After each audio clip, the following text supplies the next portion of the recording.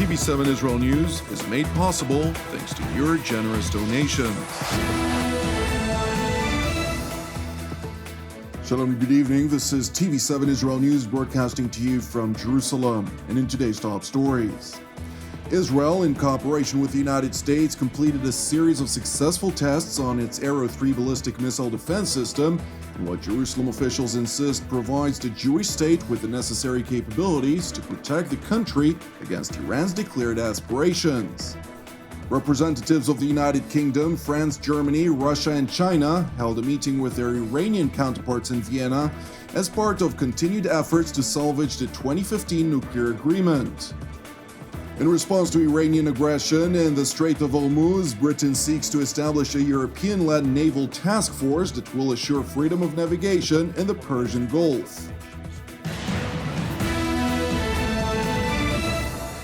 Israel, in cooperation with the United States, completed a series of successful tests on its Arrow 3 ballistic missile defense system. The highly sophisticated maneuvers took place at the American Kodiak Defense Department test field, which is located in the northern state of Alaska. The drill included 3 complex interceptions of ballistic target missiles that are capable of carrying nuclear payloads. The Israeli-produced Silver Sparrow missile that is designed to simulate an Iranian Shahab-3 ballistic missile was used for the live trials. According to an Israeli Defense Ministry official, during the tests, the advanced Arrow 3 system faced at least 3 separate complex scenarios over the course of 10 days, during which it successfully intercepted all of the simulator target projectiles outside of the atmosphere at an altitude of 70 kilometers that traveled at thousands of kilometers per hour. The official insisted that the successful maneuvers confirm that the Arrow 3 weapon system maintains the ability to serve as the state of Israel's defensive shield against any long-range ballistic threats, including those posed by the Islamic Republic of Iran. Meanwhile, in Jerusalem, Prime Minister Benjamin Netanyahu hailed the successful test, which he emphasized succeeded beyond imagination.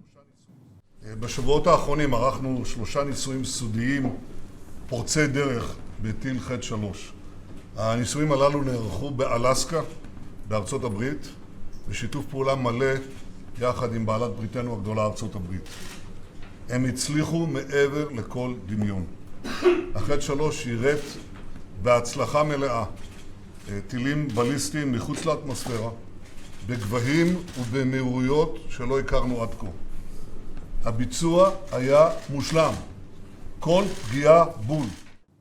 Prime Minister Netanyahu also took the opportunity to warn Israel's enemies, especially Iran, from provoking the Jewish state. היום יש לישראל את היכולת לפעול נגד טילים בליסטיים שישוגרו נגדנו מאיראן ומכל מקום אחר. זהו הישג אדיר לביטחון ישראל, וידעו כל אויבינו, גם בהגנה וגם בהתקפה, שאנחנו נוכל להם. U.S. Ambassador to the Jewish state David Friedman, who was invited to the weekly Israeli cabinet meeting, praised the close relations between Jerusalem and Washington, which, according to the American diplomat, contribute to global security. We're very proud of our partnership with the State of Israel, the funding that we provided for this, the technical expertise that we added, obviously making our airspace available for this test over Alaska. This is an extraordinary and an unprecedented example of the cooperation between our 2 great countries, and from here may we continue to go upward and onward in making the world a safer place. It is important to note that the Arrow 3 system is designed to provide the outer level of Israel's aerial defense array, alongside the Arrow 2 system that is designed to intercept medium to long-range missiles, the David Sling system that is designed to intercept medium-range missiles, and the Iron Dome anti-rocket system that is designed to intercept short to medium-range rockets and missiles. The Israeli announcement of the successful test of its advanced Arrow 3 missile defense system comes amid intensified tensions along Israel's northern frontier in particular, and the Islamic Republic of Iran in general. Among other incidents, on Wednesday of last week, the Israeli Air Force reportedly targeted a Syrian intelligence base in the Tel El-Hara region, which is strategically located in an area of southern Syria that overlooks the Israeli Golan Heights, and according to Western intelligence sources, The base is operated by Iranian-backed militias. While Israel did not claim responsibility for the attack, Syria's state television confirmed that an aerial assault targeted Tel el-Hara and referred to the attack as an Israeli aggression. Now to Vienna, where representatives of the United Kingdom, France, Germany, Russia, and China met with their Iranian counterparts as part of continued efforts to salvage the 2015 nuclear agreement. Despite apparent deteriorating relations between the Islamic Republic and the European parties to the deal, Iran's senior nuclear negotiator Abbas Araghchi referred to the multilateral meeting as constructive. The both sides, as I said, had complaints about each other. We raised this today.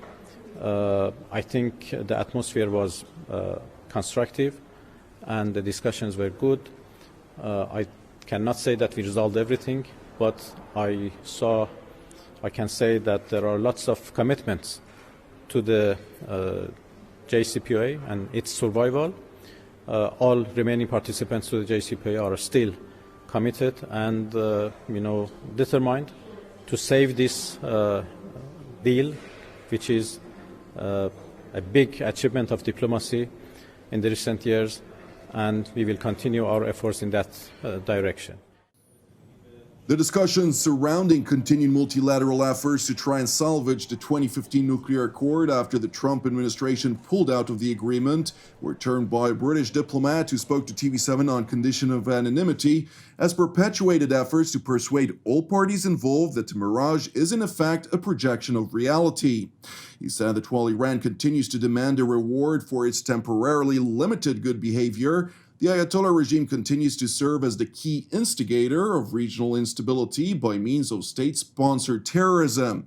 The harsh statements that were made by the British diplomat came following an escalating row between London and Tehran after the two countries accused each other of increasing tensions following Iran's seizure of a British-flagged oil tanker in the Strait of Hormuz on the 19th of July and the detention of Iran's Grace 1 oil tanker in Gibraltar on July 4th, after the latter was suspected of breaching EU sanctions. In response to the escalation, former British Foreign Secretary Jeremy Hunt initially announced on the 22nd of July that London would seek to put together a European-led maritime protection mission to ensure safe shipping through the strategic Strait of Hormuz, a position later adopted by his successor, newly appointed Foreign Secretary Dominique Raab. Under international law, Iran had no right to obstruct the ship's passage, let alone board her. It was therefore an act of state piracy, which the House will have no hesitation in condemning. So if Iran continues on this dangerous path, they must accept the price will be a larger Western military presence in the waters along their coastline, not because we wish to increase tensions, but simply because freedom of navigation is a principle which Britain and its allies will always defend. And I commend this statement to the House. In response to the planned deployment of additional naval forces to the Persian Gulf, Iran's government spokesman warned of consequences, insisting that additional Western forces would stir up tensions.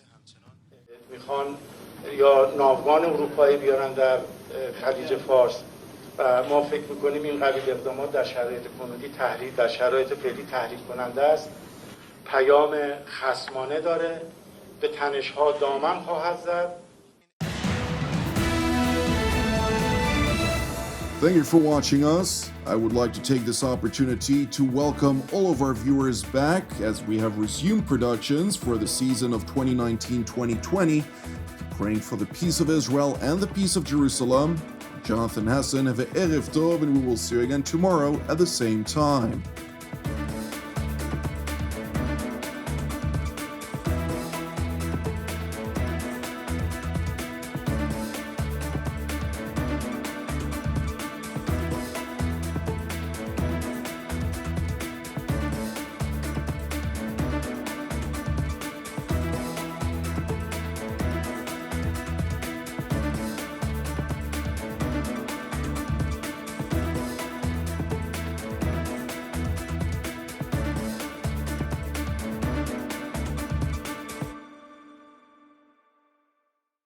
Hi, this is Mayan Hassan from TV7 Israel News. Like our videos? Support our cause? Enjoy learning more about the region? Want constant updates about the Middle East? Then subscribe to the TV7 Israel News YouTube channel. Make sure to also turn on the notification bell with just one simple click of a button. After subscribing to our channel, a bell icon will appear under every one of our videos. You will find the notification bell right next to the subscribe button, and all you have to do is click on the bell icon, and make sure small sound bars appear above it. This way, you'll be alerted every time we upload a new video, and thus will never miss a thing. Stay tuned, and thanks for watching.